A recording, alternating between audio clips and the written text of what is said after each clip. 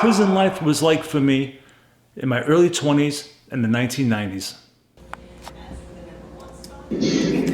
I'm not gonna stay here till I'm growing old, you know what I mean? You're surrounded by concrete and bars, and all you're hearing all day is slamming doors and metal hitting metal, you know? I mean, it gets to you, you know? Seen some people retire and 2 months down the road drop dead of a heart attack. Refusing to come out. You ever seen this tape? No, I have never seen this tape. They're going in his cell. He's fighting. He's actually stabbed. The captain, you can see the blood. Where were you while this was going on? I'm one of those 4 or so officers that went down there, yeah? I was at the other end of the tier. We've gone down. What happens at this point is the TAC members up in the gallery are introducing gas into the unit.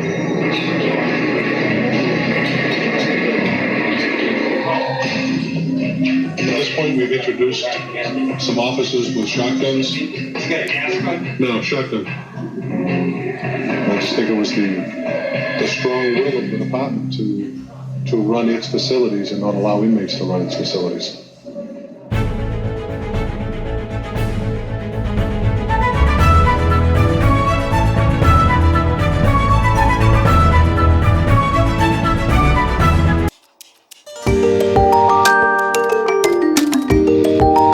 Hello everybody, it's Mike, the Baldadonis. Boom!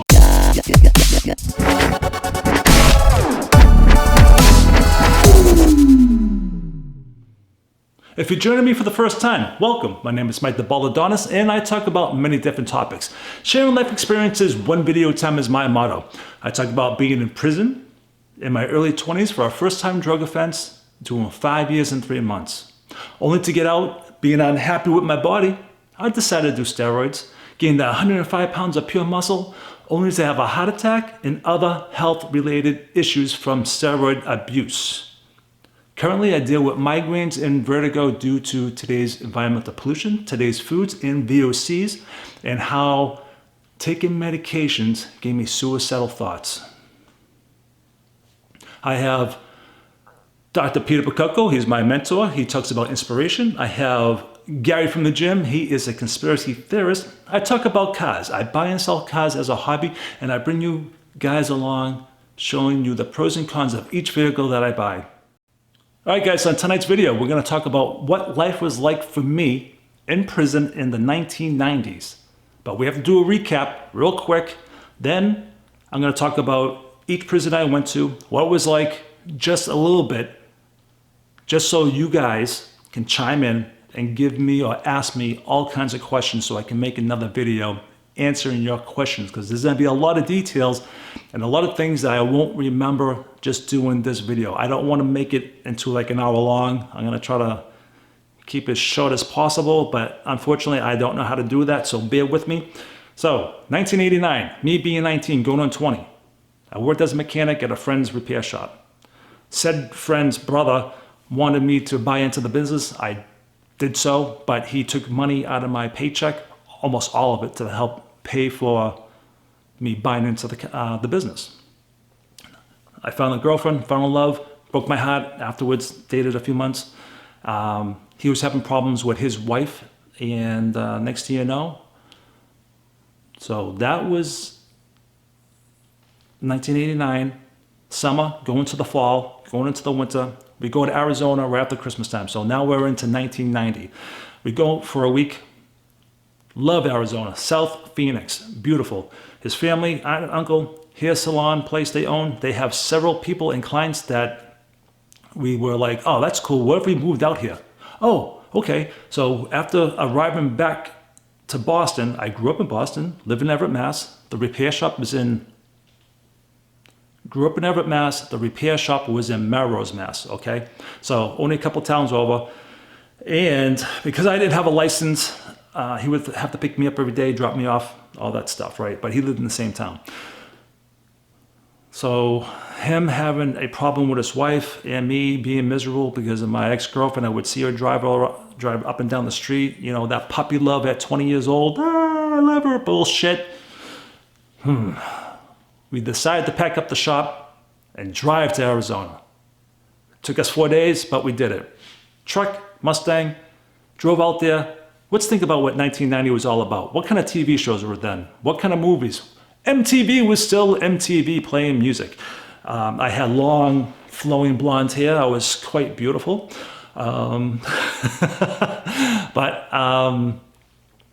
So we pack up the shop. We drive across the United States. Like I said, it took us 4 days. We both had a friend that went out with us. And to my surprise, we found a nice little place that was 2 bedrooms, 2 bathrooms, a swimming pool, a jacuzzi for $450 per month. $450 per month. 1990. The place looked like Melrose Place, the TV show. I loved it. Unfortunately, he flew back home the next day to his wife, missed her, all that bullshit, whatever happened, I don't know. But I was out there by myself for 3 months. I tried using his aunt and uncle's cars. They were very nice, but unfortunately I didn't have a license, and they caught on, and they're like, Mike, we can't let you use the car.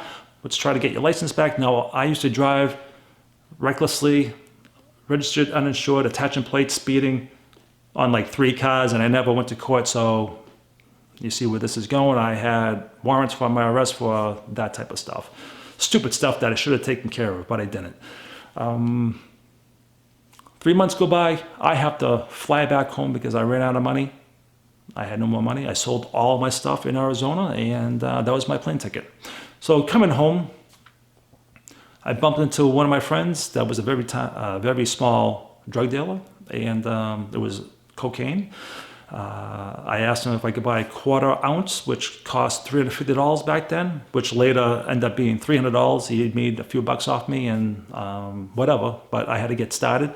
$50 per half gram I sold the product for, and that's what started me off. 50s, make $700, $350 went to my pocket, $350 went to buying it. And next thing you know, as I started to roll, because now I am going on 21, all my friends from school, all their friends, all their family members, and then their friends and their family, and then it just kept building up for clientele.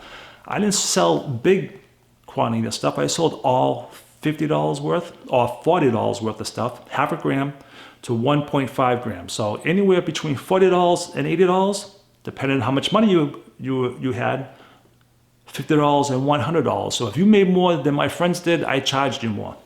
That's how I made my money. And on an average Friday night, this is when I knew I started making money. Boom, $1,000 every Friday night, and then like a few $100s per day, every day. And back then, in 1990, $1,000 equals $2,000 in today's money.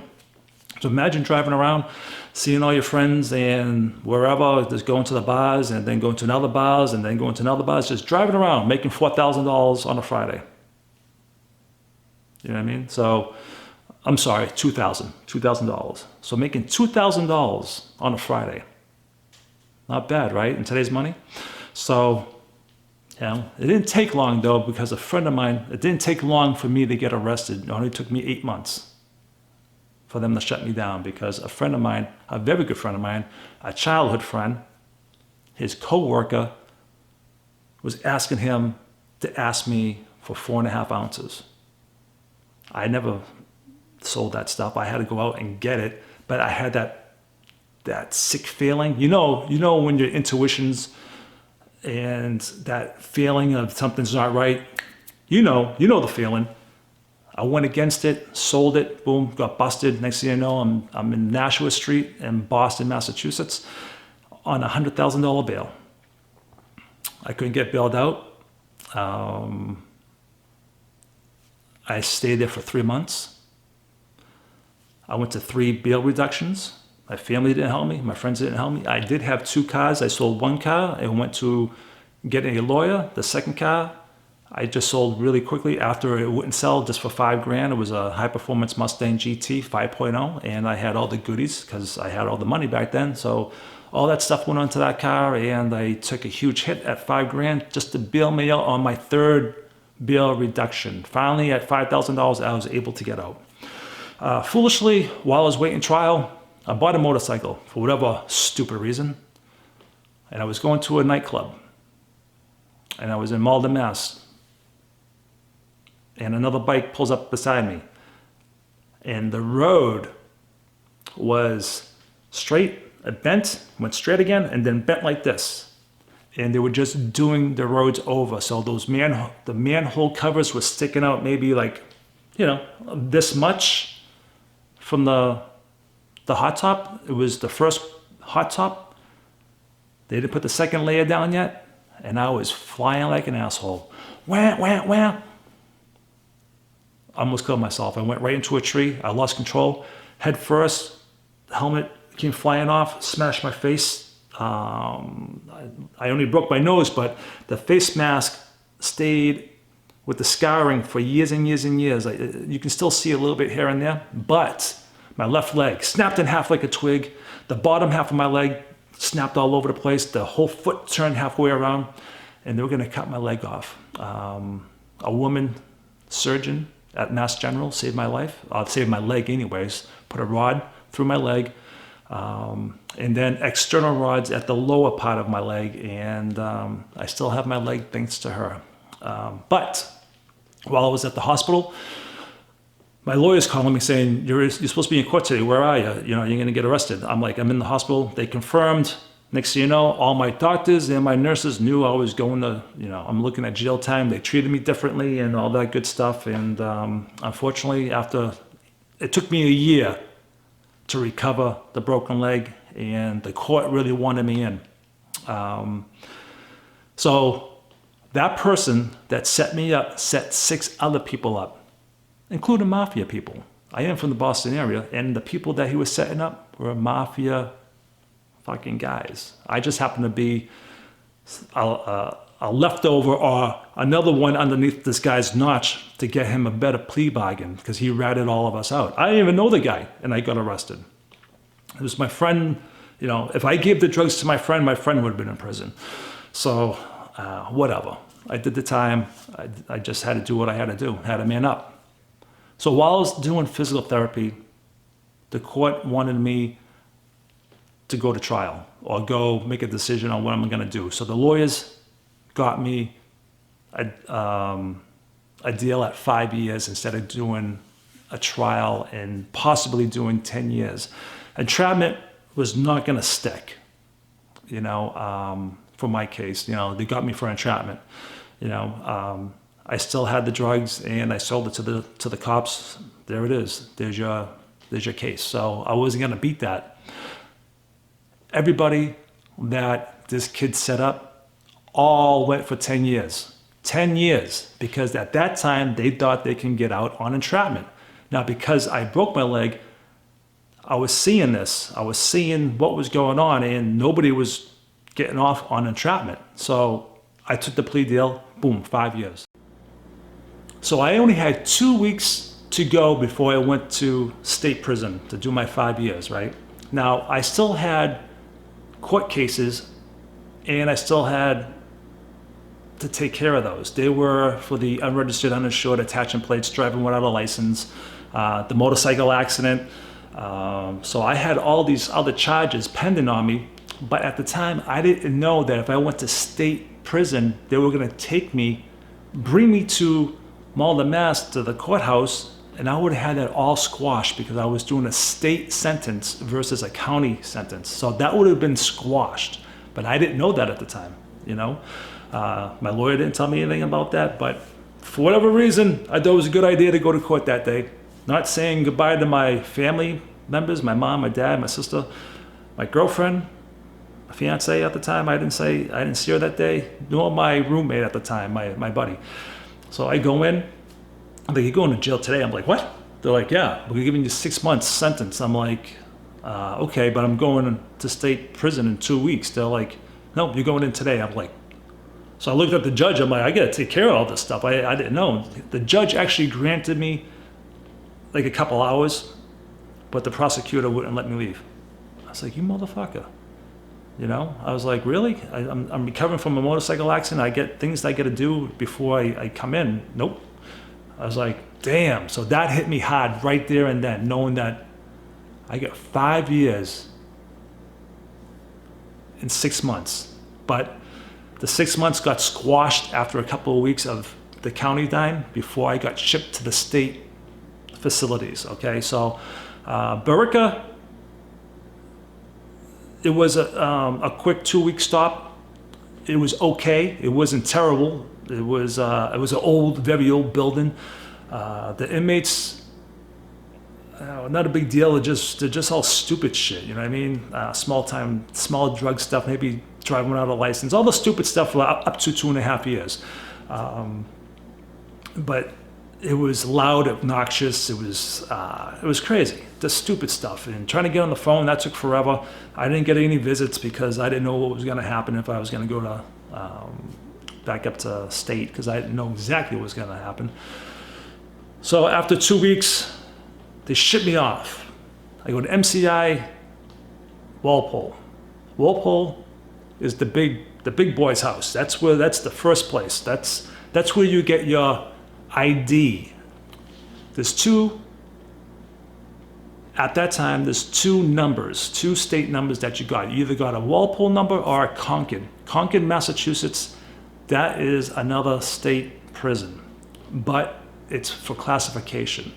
And the Walpole, it was for someone like me doing a mandatory sentence, I was doing 5 years in a day. Boom. Concord was like you're doing a 2 to 5, or I'm just making this up, like a 1 to 3, 2 to 5, 4 to 6, whatever it is. You're going to get good time, and half of that time that you got, you'll get out. So if you did like a 4 to, I don't even know, 2 to 3, whatever the hell people get sentenced, they would get out in half that time with a good time for taking programs. So you were classified right away to that spot. I just had to take the first step going to Walpole, Massachusetts, get my con number, W52592. W52592. Walpole 52592, which is a funny number because the day I got there, there was a shutdown. Inmates, a gang-related incident that shut down the prison. The people that came into jail that day were into a huge holding cell. And I remember one guy coming in from the fight having HIV. I remember it very clearly. Yep, I get HIV. You want to fuck with me? That's a scary thing happening in your life when you're 21 years old and you don't know what life is all about. You don't know what prison's all about. And you get these people coming in fucking all banged up, and you're like, he was cool and stuff. He didn't want to like really fuck with anybody, but he was part of the fight and all that stuff. He's like, yeah, I get HIV. Then we called it the ninja, the silent killer, stuff like that. So that's when HIV was just popping out, and everybody was scared of that. And the 525 was the next day, May 25th of 1992. I just happened to get that number. And I always thought that was kind of weird, my processing number, my state number was the date of being processed. So 52592 was my con number, and it happened to be the day of being processed. We didn't last long there. I stayed there for about 1 week. No visits. This was the scariest place I went to. I'm fresh off a broken leg, just putting on sneakers because I used to have a walking cast. Back then we had the pumps, what were they? Were they Nike pumps? I don't know, I forget the name of the brand, but it had the pump thing in the tongue. And the correctional officers wanted to take them from me. I'm like, yeah, not yet. I showed them my leg. They're like, oh, okay, you're a mess. But the inmates would have taken that out and used it for a syringe or something. I recall that. So trying to find the yard. Did I go out there? I think I went out in the yard once. I was there for a week. I was scared shitless, to be honest with you. All the gangs, Asian gangs, black gangs, Hispanic gangs, white gangs. When you went to the cafeteria, it was scary. I didn't know where to sit. Sat in the back. The unit that I was in was 2 tiers up, so you had the one tier, the same floor, and then 2 more tiers above you. And at any time, somebody could just throw you off the fucking thing. And each tier had a shower at the end. And you had your cell phone. You had your payphone, which was only used for collect calls. So trying to get on the phone is impossible because everybody would hold it for somebody else, you know. Yeah, it was tough. So being in Walpole, first thing people came up to me, all the white guys would come right to my cell. What are you in for? First question. They want to know what you're in for. First time drug offense. All right, cool. What do you need? You need some soap? You need some sandals? You need some food? What do you need? So they were hooking me up. I don't even know these people. The other thing about Walpole, it's so old that there was 2 light switches and everything was painted brown in my cell. 1 person per cell. You know, you're in with the big boys, murderers, you know, rapists, everything, all the bad of the bad, right? So I didn't know why there was 2 switches until nighttime. I still had my long hair and cockroaches everywhere. Cockroaches everywhere. I had people gave me, like I said, slippers so I can go take a shower, soap, and that was basically it. A book maybe to read, and my life of prison just started. So after a week being there, they transferred me to Concord. Concord, 3 months there. It was very old, but it just started to have new buildings. So it started to freshen up the system. I walked in, and that was a scary place. It wasn't as scary as Walpole, not even close, but because that was a transferring place. That was where you're gonna go on your next step. So you got classified there.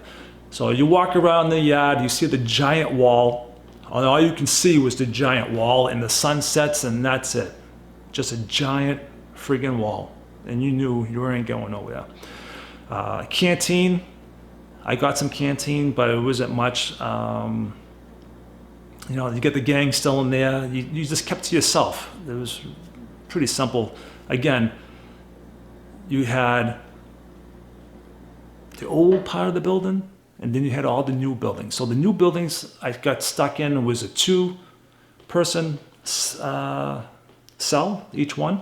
And actually it was pretty roomy, but you were locked down 23 hours or 1 hour of getting out in the yard. Getting out in the yard, you know, didn't do anything, just walked around.